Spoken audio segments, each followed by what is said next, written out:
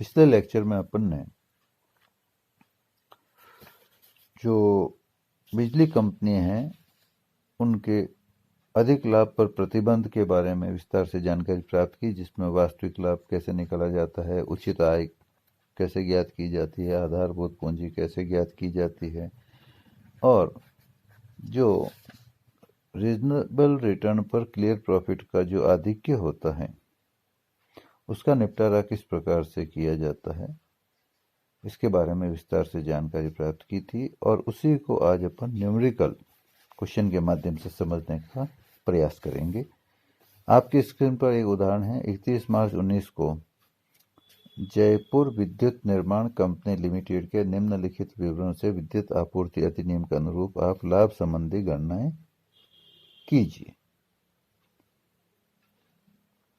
अब आपको share capital, debentures, fix assets, loan from state electricity board, intangible assets, contribution of customers in fixed assets, security deposit of customers, monthly average of current assets, accumulated depreciation reserve on asset, reserve fund invested in 5% government bonds, development reserve, contingency reserve invested in 6% debentures, type and dividend control reserve और profit after tax और assume bank rate, ये सूचनाएं दी हुई है।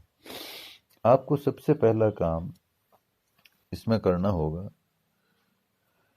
कि सबसे पहले capital base ज्ञात करना है। वो ज्ञात हो जाएगा, उसके बाद रीजनेबल रिटर्न ज्ञात करनी है।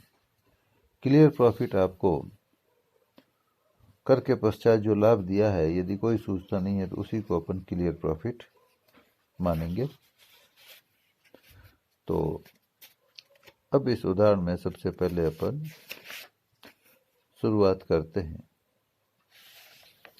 कैपिटल बेस ज्ञात करने की, क्यों उसके बिना आगे अपन चल नहीं सकते। तो स्क्रीन पे देखिए आप, सबसे पहले आपको थ्योरी में बताया गया है कि जो एसेट्स हैं उनमें सीक्वेंस में उसको याद करना है। तो सबसे पहले अपन लिखेंगे कैपिटल बेस में original cost of fix asset जो आपको दी हुई है, ऊपर इन लाख्स लिख दीजिए 1000। उसमें कस्टमर का कंट्रीब्यूशन दिया हुआ है 10, लाइन नंबर 6 पे।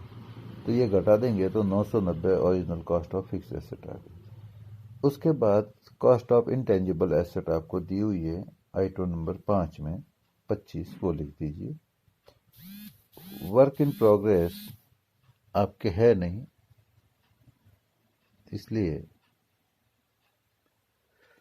डैश कर दीजिए। उसके बाद इन्वेस्टमेंट फॉर कंटीजेंसी रिजर्व आपको दिया हुआ है, नीचे से दूसरी लाइन है, contingency reserve invested in 6% debentures, ये 100 है। और monthly average of current assets भी आपको नीचे से छठी लाइन में दिया हुआ है, 100 है। तो ये अपन ने सारी चीज लिख दी, ठीक वैसी ही जैसी अपन ने कल थियोरी में समझी थी। ओके, वो आइटम्स है पांचों, इनकी जोड़ करेंगे तो 1215 लाख आ जाएंगे। उसमें से लेस करेंगे लाइबिलिटीज। तो सबसे पहले लेंगे depreciation reserve on fix assets, पहला आइटम यही था हमारा। ये आपको दिया हुआ है 400, नीचे से 5वीं लाइन में। उसके बाद दूसरा विद्युत बोर्डों से लोन है, तो लोन फ्रॉम स्टेट एसएब लिखा हुआ है, स्टेट इलेक्ट्रिसिटी बोर्ड। ये आपको 150 दिया हुआ है, ऊपर से 4 नंबर में 150 ये आ गया। इसके बाद डिवेंचर्स 2 नंबर में है 40, वो लिख दीजिए। उसके बाद ग्राहकों से रोकड़ में प्राप्त जमानत राशि, कस्टमर सिक्योरिटी डिपॉजिट 375 है, ये ऊपर से 7वीं लाइन है, ये लिख दीजिए। उसके बाद tariff and dividend control reserve का बैलेंस आपको दिया हुआ है सबसे नीचे 30, वो लिख दीजिए। उसके बाद विकास संचिति डेवलपमेंट रिजर्व का बैलेंस आपको दिया हुआ है नीचे से तीसरी लाइन 50, वो लिख दीजिए। उसके बाद कस्टमर्स बेनिफिट रिजर्व, ये आपको दिया हुआ है ही नहीं, तो हो गई नहीं, डैश लगा दीजिए। और लास्ट में राज्य सरकार द्वारा मान्यता प्राप्त संस्थाओं से ऋण आता है, वो है ही नहीं, तो यहाँ लिखा ही नहीं है। इन सब की जोड़ लगा लो, ये होगी 1045, 1045। तो डिफरेंस आ गया 170 लाख। ये आपका आया कैपिटल बेस। मतलब आपको ये एज इट इज फॉर्मेट याद करना है, ये याद होगा तभी निकलेगा, नहीं तो नहीं निकलेगा। मुझे याद नहीं होगा तो मेरे से भी कैलकुलेशन ये नहीं हो पाएगी। अब दूसरी चीज अपन कैलकुलेट करेंगे वो है कैलकुलेशन ऑफ रीजनेबल रिटर्न। जो चीज अपन ने समझी थी कल कि रीजनेबल रिटर्न कैसे निकालते हैं, जो आपके 7 पॉइंट थे वो सातों ही यहाँ आएंगे, एज इट इज याद होने चाहिए। नंबर 1 पे था कंपनी में प्रयुक्त आधारभूत पूंजी पर प्रमाणित दर से आय। प्रमाणित दर कौन सी? Bank rate plus 2%। तो यहाँ बैंक रेट दी हुई है 8%, तो प्लस 2 कर दो तो हो जाएगी 10%। कैपिटल बेस है 170 लाख, तो 170 लाख इंटू 10%, तो लाख में ये आएगा तो 17 हो जाएगा, क्योंकि 5 बिंदियाँ खत्म हो जाएगी, तो 17.00 लाख हो जाएगा। उसके बाद दूसरा आइटम था आकस्मिक संचिति के विनियोग को छोड़कर दूसरी प्रतिभूतियों पर आय। तो आकस्मिक विनियोग को छोड़कर दूसरी प्रतिभूतियों पर आय, तो दूसरी प्रतिभूतियां कौन सी है? आप देखिए, ये दिया हुआ है गवर्नमेंट बॉन्ड संचित कोष रिजर्व फंड 5% जो सरकारी बॉन्ड में विनियोजित, ये आइटम नंबर 3, 3, 6, 3, 9, 10 में दिया हुआ है क्वेश्चन में। तो ये 300 लाख रुपए का 5% आपको निकालना पड़ेगा, वही आई होगी, रेट दी हुई है, तो ये 5% हो गया 300 का 15, तो ये 15 आ जाएंगे यहाँ, 15 लाख। उसके बाद तीसरा आइटम है रीजनेबल रिटर्न का विद्युत बोर्डों से प्राप्त ऋणों का आधा %। विद्युत बोर्डों से तो 0.5% on loan from state electricity board. तो स्टेट इलेक्ट्रिसिटी बोर्ड से ऋण है आइटम नंबर 4 क्वेश्चन में 150। 150 का आधा % होगा 0.75 लाख। इसी तरह से अगला पॉइंट है विकास संचिति का जो शेष है उसका आधा %, तो 0.5% ऑन डेवलपमेंट रिजर्व। तो डेवलपमेंट रिजर्व आपको दिया हुआ है नीचे से तीसरी लाइन में 50, तो 50 का 0.5% होगा 0.25।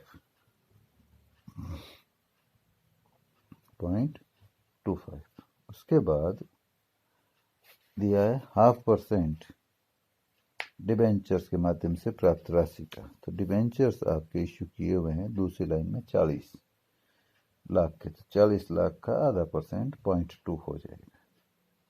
उसके बाद छठा पॉइंट है राज्य सरकार द्वारा स्वीकृत संस्थाओं से ली गई उधार राशि का आधा %। ये राज्य सरकार से कुछ लिया हुआ ही नहीं है तो डैश आ जाएगा, और केंद्र सरकार द्वारा स्वीकृत कोई अन्य राशि वो भी नहीं है तो डैश आ जाएगा। इसकी जोड़ करेंगे तो ये आ गया 33.2, ये आया रीजनेबल रिटर्न। क्लियर प्रॉफिट आपका दिया हुआ है प्रॉफिट आफ्टर टैक्स 45।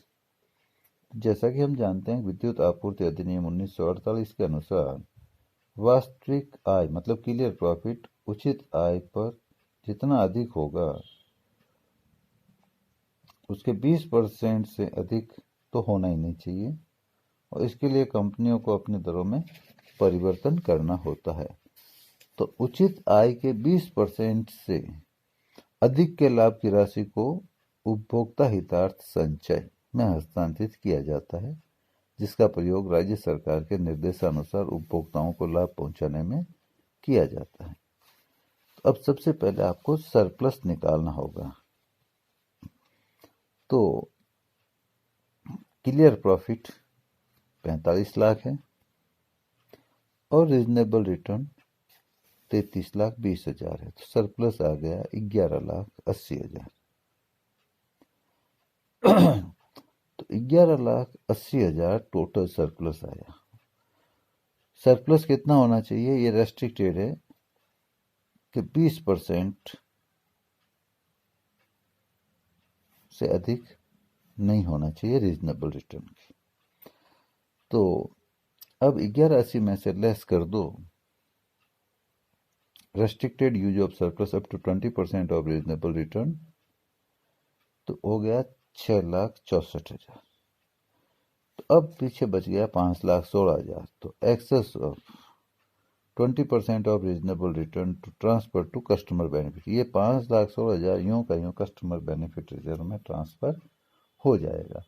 अब 6,64,000 जो है सरप्लस, उसका क्या होगा? उसका एलोकेशन अपन को समझना है।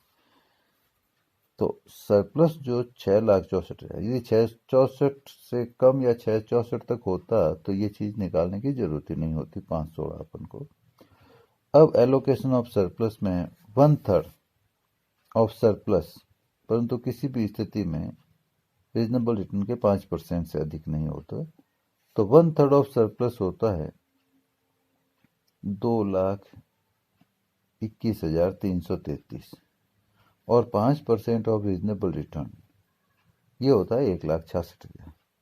तो जो दोनों में से कम होगा वो यहाँ लिया जाएगा, तो 1,66,000 आ जाएंगे। अब दूसरे पॉइंट पे है ऑफ द बैलेंस। तो ऑफ द बैलेंस का मतलब है 664 माइनस 166 जो फर्स्ट में आ गया। तो अब बचा 4,98,000। उसमें से 498 में से आधा तो ट्रांसफर होगा टैरिफ और डिविडेंड कंट्रोल रिजर्व में, और बचा हुआ आधा होगा कस्टमर बेनिफिट रिजर्व में। तो 4,98,000 का आधा हो गया 2,49,000 और शेष भी उतना ही बच जाएगा 2,49,000। टोटल 6,64,000 का ये डिस्ट्रीब्यूशन हो गया। अब सबसे इंपॉर्टेंट बात है कि फाइनल अप्रोप्रिएशन जो क्लियर प्रॉफिट आपका 45 लाख था उसका कैसे होगा? तो 45 लाख में से first transfer to tariff and dividend control reserve आया 2,49,000 सेकेंड ए में। दूसरा transfer to customer benefit reserve आया 2,49 तो यहाँ से और 516 ऊपर वाला, टोटल 7,65,000।